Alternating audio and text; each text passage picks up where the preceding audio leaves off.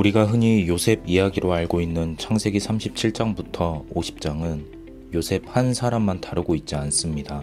오히려 야곱의 아들들의 관계에 더 집중합니다. 창세기 37장부터 50장은 야곱의 12아들들의 불화와 화해, 그리고 그로 인해 하나님의 축복이 흐르는 통로가 되는 것을 보여줍니다. 이 이야기의 시작 역시 야곱의 족보로 시작합니다. 아브라함과 롯의 이야기가 데라로 시작하듯, 야곱과 에서의 이야기가 이삭으로 시작하듯 야곱의 아들들 이야기는 야곱으로 시작합니다. 그렇게 이 부분을 요셉 이야기라 하기보다는 야곱의 아들들 이야기라 하는 것이 더 좋다 생각합니다. 요셉은 야곱의 11번째 아들입니다. 야곱은 요셉을 매우 아꼈습니다. 야곱은 요셉에게만 채색 옷을 주었는데 채색 옷은 매우 귀중한 옷으로 그 옷을 입은 사람이 사회적으로 중요한 높은 신분의 사람임을 나타냅니다. 다른 어떤 형제들도 그처럼 높임 받지 못합니다. 이런 야곱과 요셉의 특별한 관계가 요셉이 다른 형제들로 하여금 미움을 받게 했습니다. 결국 요셉은 형들에 의해 이집트로 팔려갑니다. 38장에서 요셉의 이야기는 잠시 중단되고 유다의 이야기를 전해줍니다. 유다의 세 아들들 중 두 아들이 하나님 보시기에 악해서 죽는 이야기, 유다가 며느리 다말에게서 다시 두 아들 베레스와 세라를 얻는 이야기가 나옵니다. 오난이라는 이름에서 자위행위를 뜻하는 영어 단어 오나니즘이 유래되었습니다. 유다는 자신의 두 아들이 죽었을 때 아들 요셉을 잃어버린 야곱의 고통이 얼마나 큰지 알게 되었을 것입니다. 이런 유다의 이야기는 후에 유다가 나서서 베냐민을 지키는 것을 보다 쉽게 이해하게 해줍니다. 베레스와 세라의 경우 원래 맞이었던 세라보다 베레스가 먼저 나오는 것을 통해 장자권의 특권이 폐기되는 것을 암시합니다. 후에 야곱 또한 요셉의 두 아들 에브라임과 므낫세에게 축복할 때 이 장자권을 폐기하고 있는 것을 볼 수 있습니다. 39장에서 다시 요셉의 이야기로 돌아와 요셉은 이집트의 보디발이라는 사람에게 팔려갑니다. 그 집에서 요셉은 형통한 사람이 되어 가정 총무로서 집안의 모든 일을 주관했습니다. 하지만 보디발의 아내의 유혹과 꾀로 감옥에 갇히게 됩니다. 거기서 요셉은 이집트 파라오의 술 관원과 떡 관원의 꿈들을 해석해 주었습니다. 요셉의 말처럼 술 관원은 복직되었습니다. 요셉은 자신을 기억해달라 했지만 술 관원은 그를 잊었습니다. 성경은 야훼께서 요셉과 함께 하심으로 그가 형통한 사람이 되었다 합니다. 하지만 요셉은 보디발의 가정을 주관하면서도 감옥에 갇히게 되었고 감옥에 갇힌 후에도 오랜 시간이 지나서야 나올 수 있었습니다. 요셉이 이집트의 총리가 되기 전까지의 삶은 형통과 거리가 있어 보입니다. 성경이 말하는 형통이 우리가 생각하는 탄탄대로를 걷는 삶이 아님을 잊지 마시기 바랍니다. 2년 후에 이집트의 파라오가 꿈을 꾸었는데 그 꿈을 해석해주는 사람이 없었습니다. 술 관원은 마침 요셉이 생각나 요셉을 추천하였습니다.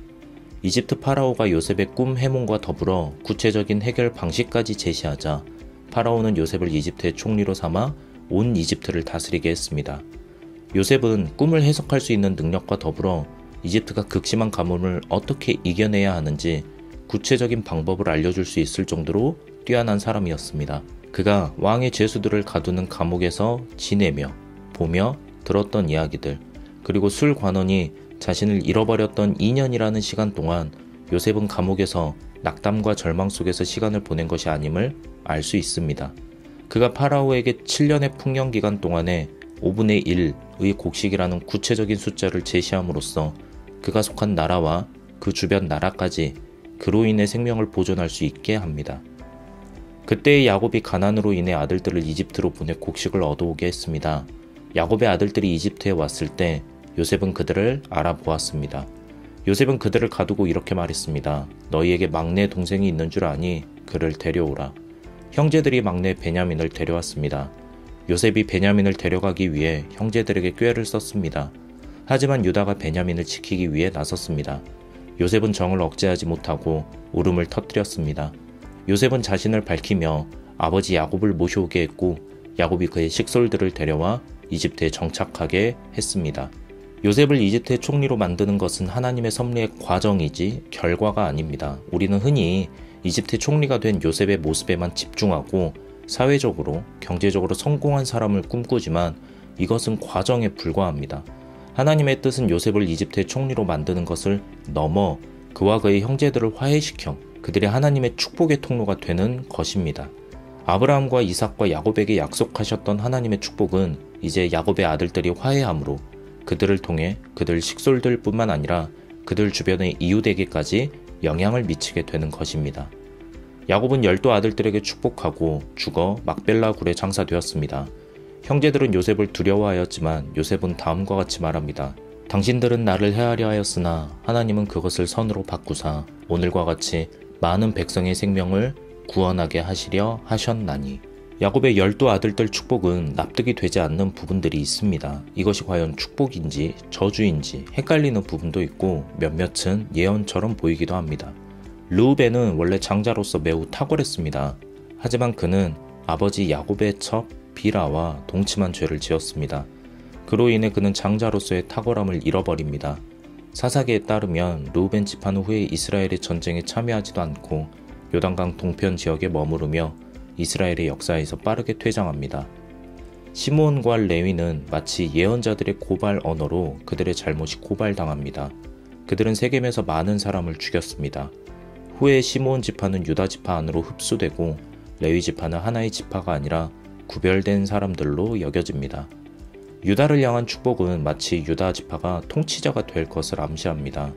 그의 모습은 용맹한 사자와 같아서 아무도 함부로 건드릴 수 없을 것입니다. 그는 통치자들이 드는 지휘봉을 얻을 것입니다.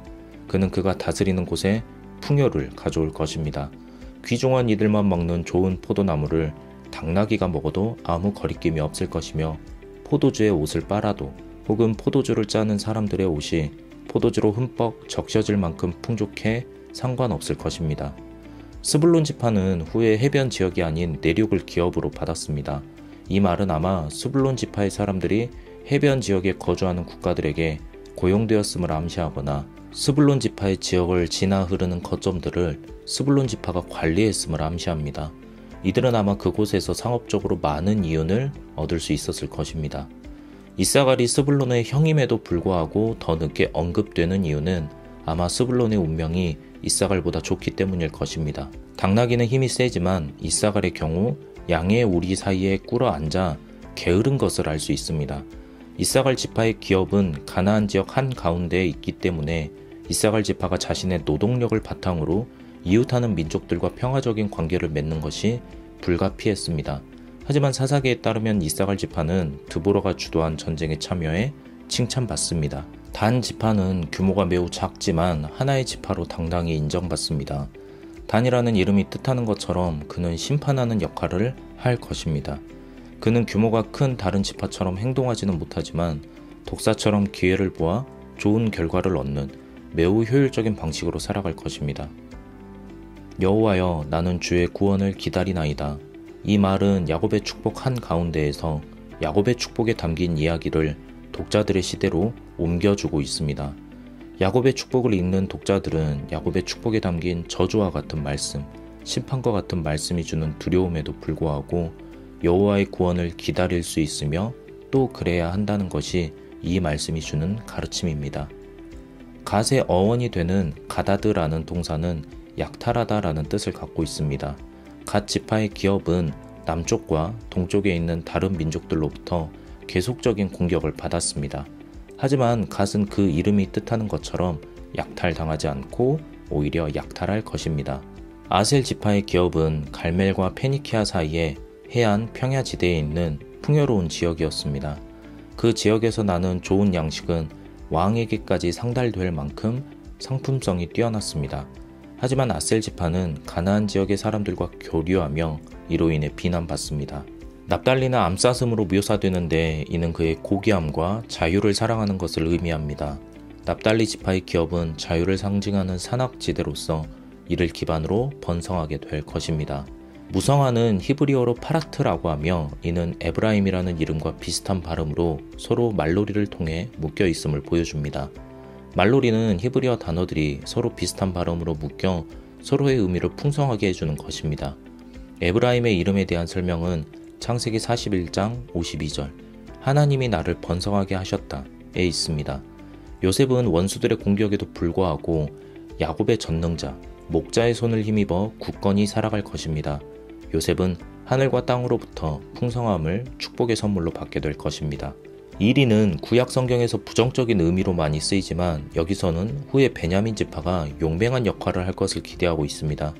예를 들어 사사기에는 베냐민 지파의 에훗이 이스라엘을 모압으로부터 구원하고 사무엘기는 사울과 그의 아들 요나단이 블레셋의 침략으로부터 이스라엘을 구원한 이야기를 전해줍니다. 요셉의 삶은 성경이 형통하다 말하는 것처럼 참으로 형통한 삶이었습니다. 비록 그가 형제들에 의해 타국의 노예로 팔려가고 타인의 모함으로 인해 감옥에 갇히게 되더라도 말입니다. 요셉이 형제들에게 고백하는 것처럼 이 모든 일들은 다 하나님께서 많은 백성의 생명을 구원하게 하시려는 것이었습니다. 창세기 1장에는 모든 인류를 향한 하나님의 축복이 나옵니다. 이 하나님의 축복은 하나님의 백성들을 통해 이 땅에 넘쳐나게 될 것입니다. 하지만 이 하나님의 백성들이 서로 화목하지 못하고 서로가 서로를 공격하는 한 하나님의 축복은 이 땅에 흘러가지 못할 것입니다.